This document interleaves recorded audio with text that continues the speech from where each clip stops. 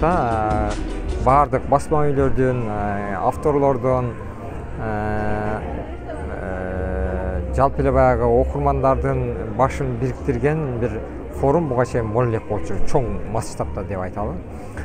Бул биринчи жакшы жаңылык ушул болду бул форумдун. Биз баягы мен ойлогом көп деле киши келбетти, бирок биз ойлогондон дагы көп кишилер келди, өзүңүз көрдүңүз. Демек китепке болгон кызыгуу, китепке болгон баягы элдин талабы канайдыр деңгээлде бар экенин көрсөтөт да бул нерсе.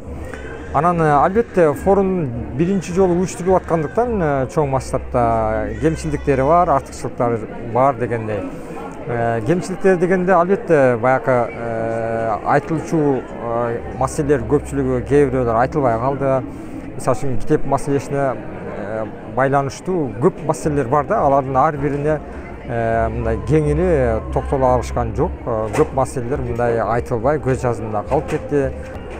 Мисалы үчүн азыркы кыргыз жазуучулары менен азыркы заманбап жаңы муундагы кыргыз окурмандардын ортосундагы ажырым так белгиленип айтылган жок да, менин жеке пикиримде. Эмнеге айтылган жок? Мисалы үчүн биздин жазуучулар башка нерсени жазып атат, же болбосо азыркы жаңы муундун окурмандарынын табитин таба албай жатат. Жаңы муундун окурмандары болсо өздөрүнүн талабын, өздөрүнүн баягы табитин башка жактардан издеп аткандай элес бар да.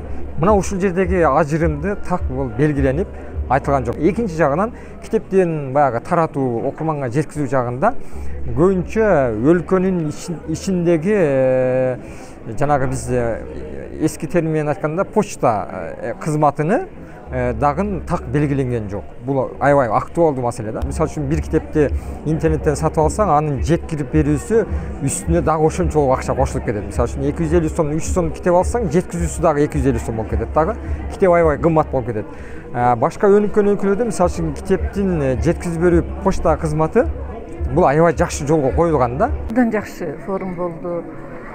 Эң башкысы бизге окшогон авторлор окурмандар менен мындай жүздөштүк да. Жүздөшүп, окурмандар кандай чыгармаларды окугусу келет, кандай китептерди окугусу келет, окурмандардын талабын биз бүгүн билдик да. Көп мына азыркы жаштардын талаптарын бүгүн уктук. Андан тышкары мына китептерибизди алып келип бул жерде сатылып атат. Ошондой эле көптөгөн мына чет өлкөлүк тажрыйбаларды айтып беришти. Ошо окурман менен авторлорду жакындыгы. Андан тышкары китептерди кантип таратса болот, жайылса болот, кантип сатса болот. Мына ушундай жакшы тажрыйбаларды уктук. Биз жазуучулар жазып коюп эле жүрүшөт да.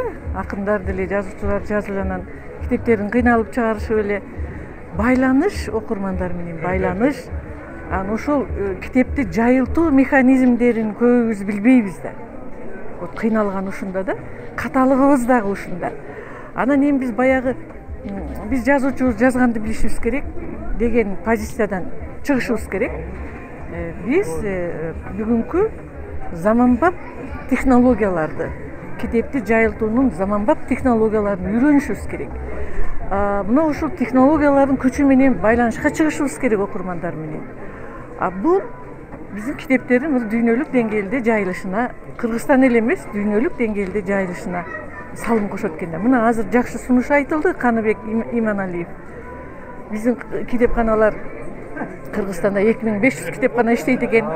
Биз ошо 2500 китепканачы менен байланыш түзө алсак, биздин китептерибиз бүт айылга жеткен болот экен да.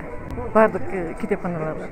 Мына ушундай бир иштиктүү ойлор айтылды да, иштиктүү сунуштар болду.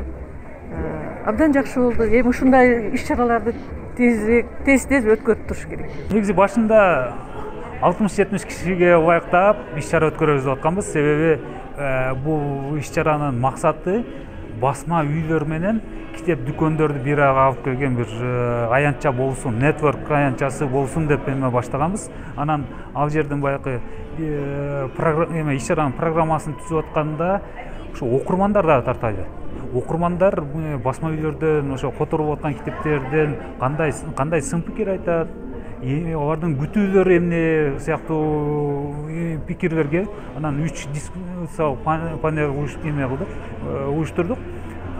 Албетте биринчисинде мисалы биз бул иш-чараны эч бир грант, эл аралык гранттан же эл аралык уюмдардын колдоосуз өзүбүз мына акбарат фондундагы жаштардын демилгеси менен эле ишке ашырдык.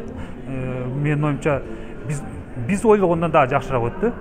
Анан эми дагы көбү пикирин, сын пикирин деле, сунуш пикирин деле айтып кетпеди. Буну соцмедиадан сурамжылоо аркылуу эменин баалашын күтөбүз да.